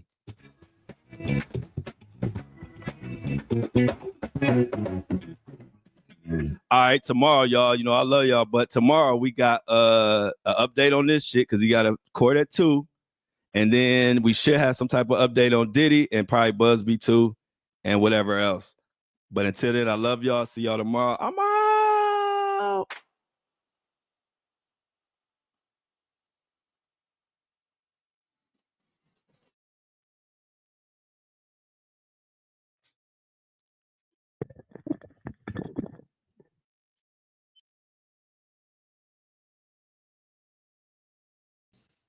And just like that, another one is in the books. Then stop playing with me. Love me some shrimp gumbo. Love me some shrimp gumbo.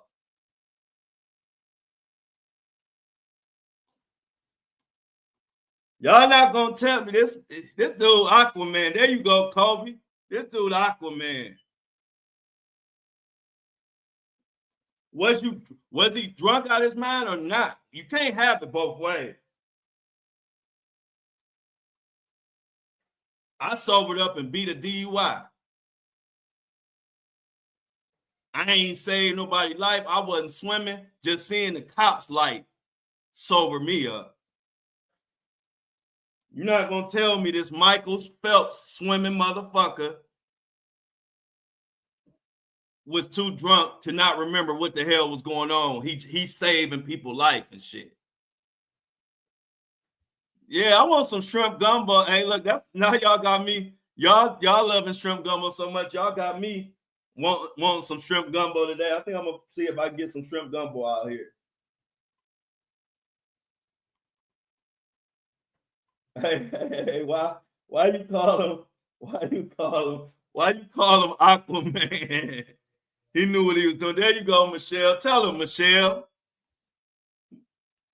That's what my mama.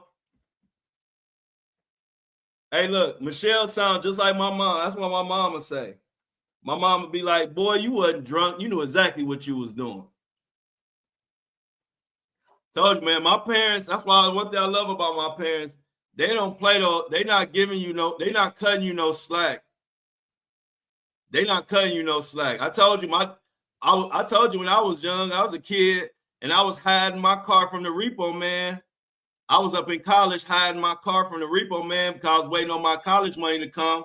My dad told the repo man where the fucking car was. Repo man called my dad, his ass told on me.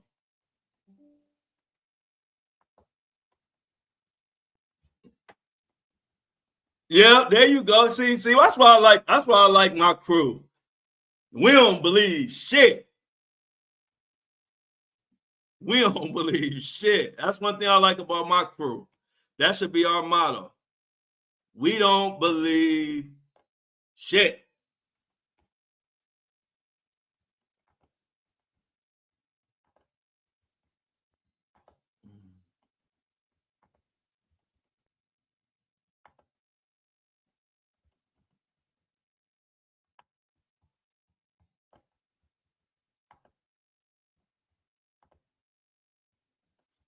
All right, we got Apple and Spotify loading.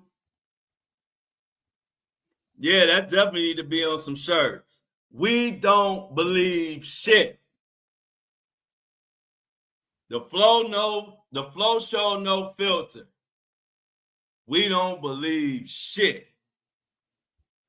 That's gonna be our motto. The flow show no filter. We don't believe shit. So don't waste your time. Where's the Liquor Kingdom? Yeah, right. Amy, where's the body? Where is the body? Where's the body?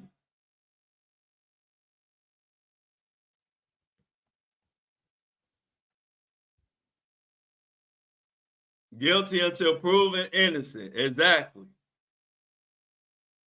Trying to know how. Hey, look, I ain't no court of law.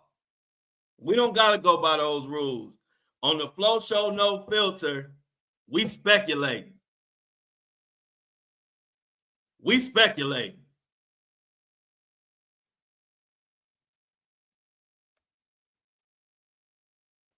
Yep, he could have weighted the body down.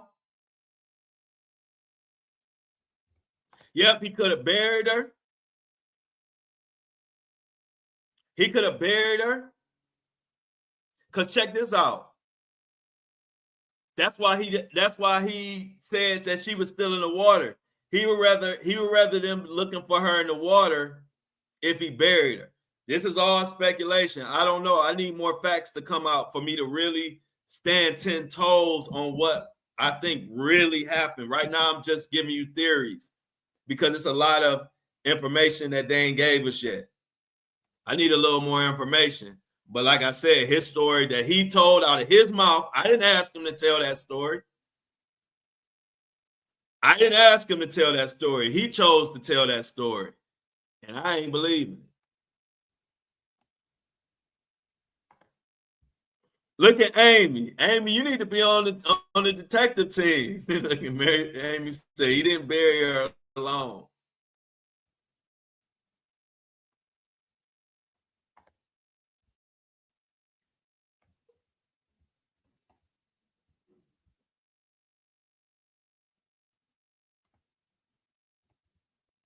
Yeah, it's definitely some gap in some time. Something ain't right. Kingdom said he been there too. Yeah, hey, look, I have 14, 15, maybe 18 shots of Patron. And I sobered up and killed. I sobered up and killed that little DUI test. I think I'm the only one in history who beat that. And I told him I declined 3 times to take the blow test. He was like, I will ask you, do you want to submit to a blow test? I was like, no. I don't even know what made me say no. I ain't know you could say no. I just knew I wasn't about to take no test. I knew I had too many drinks. But y'all, I was walking on 1 foot, walking on 2 feet, touching my nose, finger in the air, galloping, did a cartwheel. I was unstoppable. I was unstoppable. Even the cop had to let me go. There you go. Yeah, where his shoes at? Because he should have his shoes, y'all. You telling me he can save a female from undercurrents, but he can't collect up his shoes?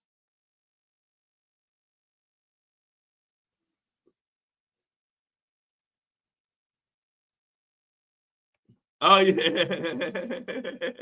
Hey, C-Tuck said you ain't the only one, Flo. Turn it like 2. Hey, C-Tuck, when they almost got me, when they pulled me over for that DUI, that I end up being able to go, I was in Highland Hills. C-Tuck, tell this chat about Highland Hills. I was in Highland Hills going up, what's that?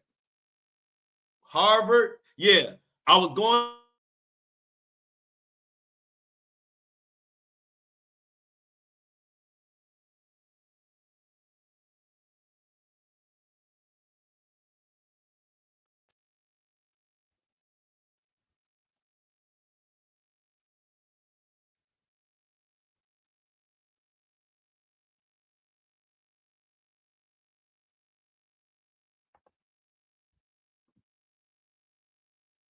Amy, I'm dead. I'm telling y'all, I was so much in the zone. I'm telling y'all, I was so much in the zone. If that cop would have told me to levitate, my ass would have been in the air. Levitate. I ain't want no DUI. Because I normally don't drink it. I don't even drink and drive. That's why that night was just a stupid night. That's why I don't never blame nobody, for getting caught up on some shit. Because sometimes, like, I literally didn't drink and drive before then or after then. That was the only night that I don't even like drinking and drive. I always would Uber. Even with my car sitting right there, I would always Uber. This particular night, I was doing something stupid, had one of my friends in from out of town. We out kicking it. But like I tell this story, I think I'm the only person to ever beat a DUI test. I'm telling y'all, I said the alphabet backwards. I did everything so good. He was like, man, go ahead on, man.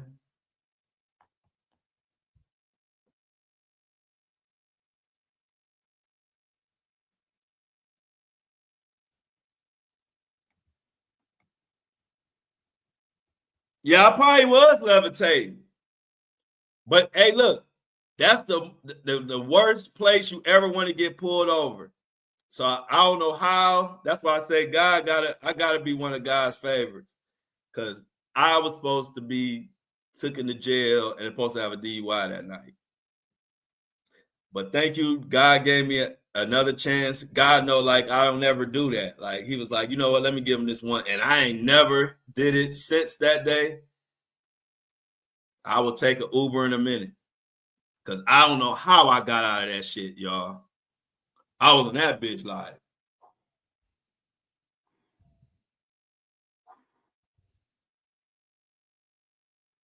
Jumping. He had me doing all kind of crazy stuff. Yeah, how I told y'all, the place I was at, don't play around. I don't know how I got out of that. I don't know how I got out of that. I had at least 18, 16 shots of Patron. And when I seen those police lights, I was like, oh, I'm done. I'm cooked. And then I just started killing that shit. Oh, I would love the body cam footage. I would love the body cam footage of that. One day I'm going to see if they can pull it up. So, good question, Mini-Me. So,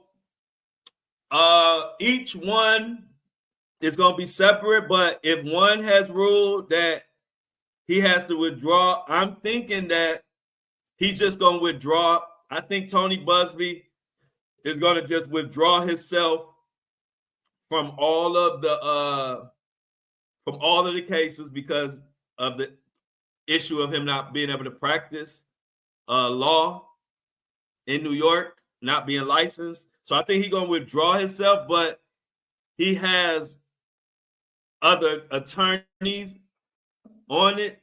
So I just think that he's going to remove himself from the Diddy lawsuits, and the other attorneys who are also on there, they will continue with the case.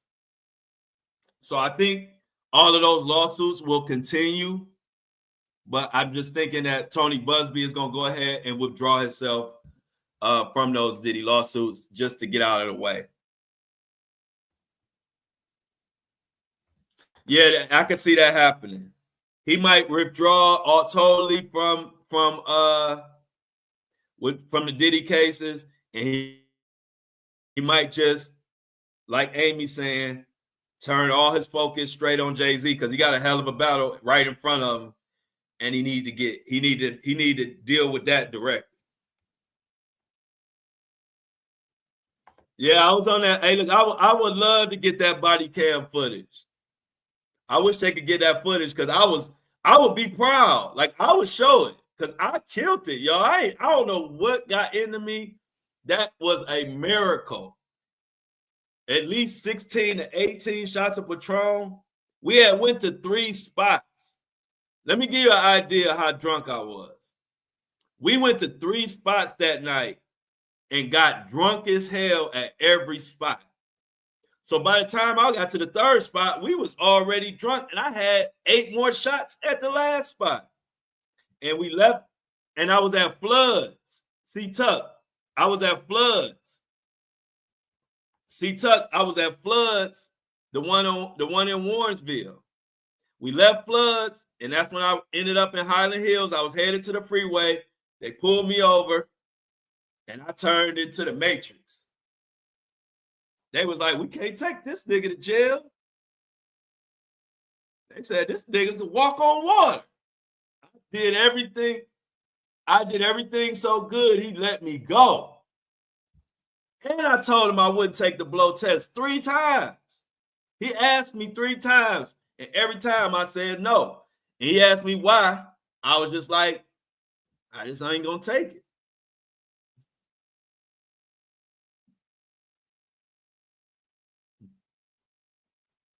I was doing too much, C-Tuck. That's why I be staying out the way. Okay, yeah, we got multiple floods in Cleveland. We got like, I think it's like 3 floods. I know it's 2, but I think it might be 3. But yeah, I think our floods copied off of y'all floods. I think the floods in Cleveland got the idea or the concept from the floods in Detroit. I don't know. See, and see, I think that's the same, Amy. I think that's the same. I think it's the same way in Cleveland. I don't know why he didn't take me to jail. Now that was a case where the cops was cool. And see, like y'all know one thing about me. I'm gonna tell you both. I'm gonna tell you some good cop stories, and I'm gonna tell you some shady cop stories. This cop, he was a white cop. It was all white cops too. I was like, oh, I'm gone. It was like 4 white cops. The one main one, he had glasses on. He let me go. So, hey, shout out to that cop. Matter of fact, if I'm ever in Highland again, I want to see that cop and tell him thank you, man. And he don't know that I went on to become Mr. And I don't like it after that. He don't even know. He might have stopped my career. Yeah, I was like in the Matrix, y'all.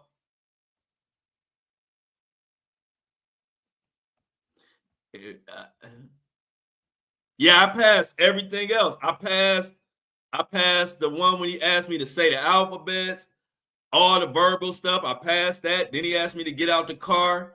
He had me doing all type of crazy stuff on that line. But I'm athletic too. So, you know, I'm very coordinated. I've always been very coordinated. So, all that stuff on the line, the hopping, the one leg, the walking, I was killing that.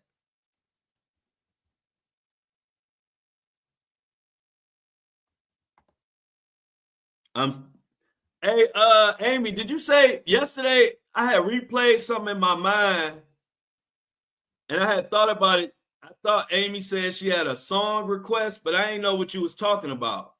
But I think I know what you're talking about. Are you talking about a song request for Instagram? Because if you do, I didn't get no song request, but it came to me like later on that day. I was like, did Amy say something about a song request? But I didn't know what you was talking about. Oh, for Diamond to sing. When is Diamond gonna sing? So Amy has a song request for Diamond to sing. When is Diamond supposed to sing?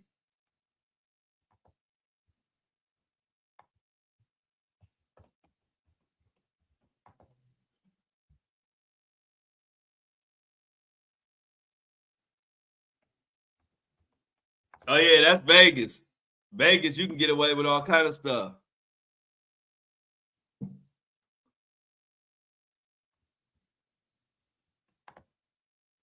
That's my song. Fire and Desire, my song. Let's do some updates. Let's do some meeting me updates. UMG asked Judge to toss Drake's lawsuit, calls him a sore loser after Kendrick battle, says Drake encouraged the feud. One thing I want to note on this, they use a quote from Drake's own song where he said, I want it all, that's why I strive for it. Diss me and you never hear a reply for it. Now, wait a minute, Drake. They just use your own lyrics and saying that you just support sport, because in your own lyrics you say, I want it all, that's why I strive for it. Diss me and you never hear a reply for it. Remember that was in I Wanted All the Success, the one with Trey Songz. And then Drake was like, "Diss me and you never hear a reply for it." And then they put that in a lawsuit, like, "Nigga, you're lying." They said, "Drake, you're lying, boy. You said diss me and you never hear a reply for it, and you replied. And you got that ass tapped. No Diddy." What else you got for us, Mini Me?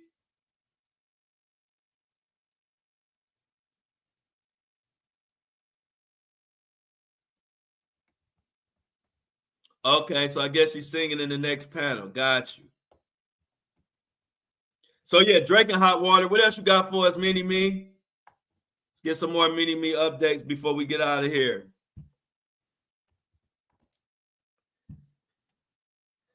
Mini Me. Attorney General Ken Paxton on Monday, something that a 48-year-old woman has been arrested for allegedly illegally providing abortions in Houston. Whoa. That's crazy.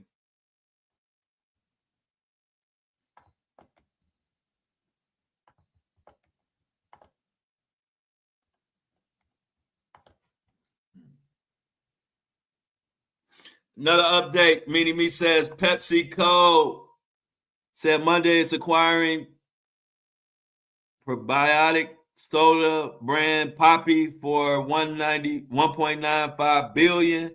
The acquisition gives PepsiCo a fast-growing brand in popular functional beverage category.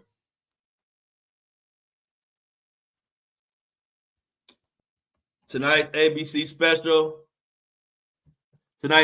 News special, Last Days of Gene Hackman on Tuesday night. Oh, I want to check that out. Thanks, Mini Me. I want to check that out tonight. Y'all know I ain't a big ABC fan, but I'll fuck with him a little bit.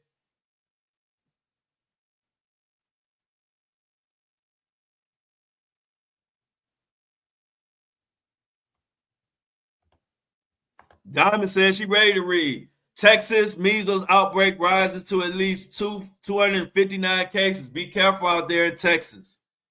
34 hospitalizations and 1 death. And the U.S. reported 285 total cases across the country. Be careful. Be careful. And let's get one more, Mini Me. Let's get one more for the road.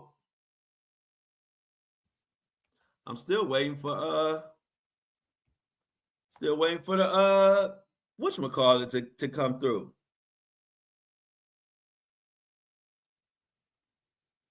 Yeah, I saw that. Thanks, Michelle. Michelle got a story. I was kind of letting this story develop because right now it's a lot of he say, she say, but I mean, I believe it's something to it. I was just trying to wait. I was thinking, hoping maybe some will come of it. Like I get some more information today and then I could talk about it in detail. But there is a situation where the diddler is out passing a bug around and they trying to see what the hell is going on. I saw that, Michelle. I was trying to wait for some more info to come in, but I'm watching that one close.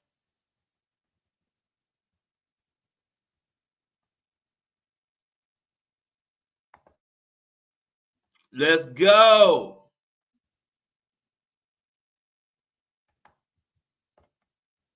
Diamond says she got backstage passes for everybody when she make it, y'all. We're gonna hold her to it too. Don't be trying not to give us our backstage passes now. We got it on video. We're gonna be having Diamond in a lawsuit. We're gonna be like, she said she was gonna give us backstage passes. You're gonna see a screenshot of this in the paperwork. You know, everybody's suing these days. We're gonna sue Diamond for all her money, and this gonna be why our lawsuit, because we're gonna say backstage passes were never rendered. So now we want some of Diamond's money when she make it.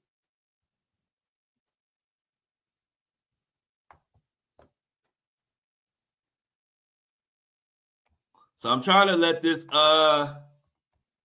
Apple and Spotify get loaded up before we get the hell out of here. It's still processing, so y'all got me for a little bit longer.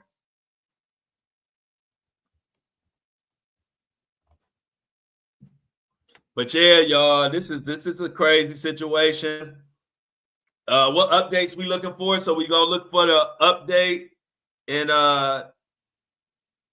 Sudiksha Konanki. We looking for that update. Always looking for a Diddy update. We're gonna look and see what Busby comes back with. I'm sure Busby got something up his sleeve, but he better use it.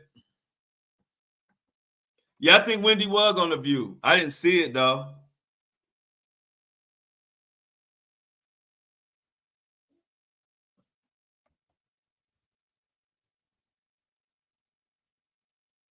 No, I didn't see this, Meanie Me. I didn't see Samantha. I didn't see that story.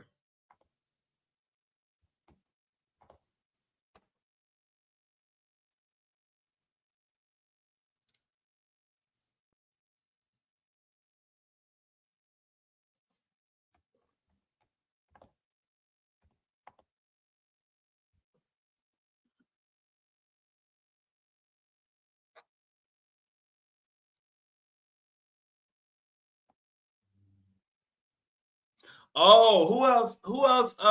Who, Mamie? I know we got the fisherman, but who else you talking about tied to JP Miller? Oh yeah, I forgot to announce that. Hey y'all, I'm gonna do it on this at this time. One of my people, if y'all know, I've done a few interviews, and I interviewed the fisherman, who was the person who discovered Micah Miller's body in the lake or the river or the water, whatever it was. I did one of the most known interviews of him, and he just died. He just was killed in a car crash. A lot of people think it's strange things going on, but like I said, I interviewed the fisherman. His name was Johnny Jacobs, and even in my interview, he was like, and I don't like it. Like he liked my whole thing, even though I was calling out everybody on that case of who knew what. But kind of just like JP, he respected me, letting me do an interview. Even said that he liked my "and I don't like it" thing, and told a lot of details about what he knew. Man, you know the crazy part is on my interviews, he was talking about he felt like somebody was gonna kill him. You can listen to my interview. He said on my interview. He said he get strange numbers calling him and all type of stuff.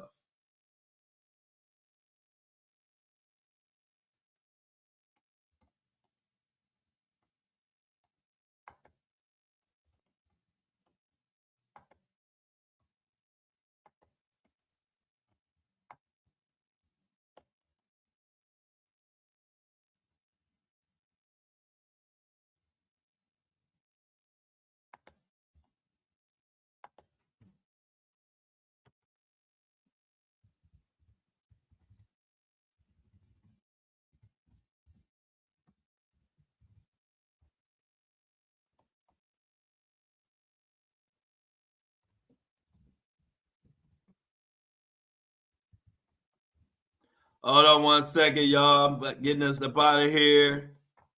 Ain't nothing but a gangster party. Getting Apple and Spotify loaded up right now. In 1 second, they will be ready to roll.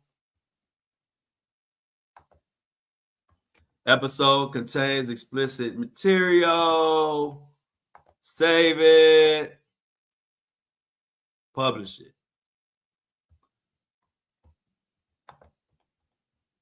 Thank you so much for keeping me company, y'all. We got them all locked and loaded. Let's get them outs in the let's get them outs in the chat. Now that we got Diamond a record deal and she got a full team behind her. Good luck, Diamond, on your journey. Let's get them outs. Another episode wrapped up.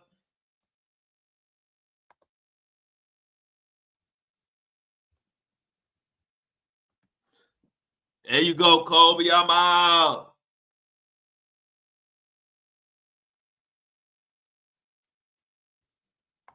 Michelle said, I'm out. Lauren, I'm out. There we go. Make sure y'all like it and share it live.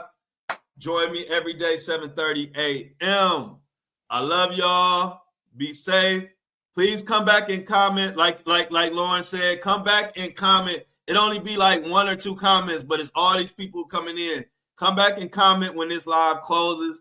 It helps get the show out there. We trying to spread the word. As always, I love y'all. And I'm out.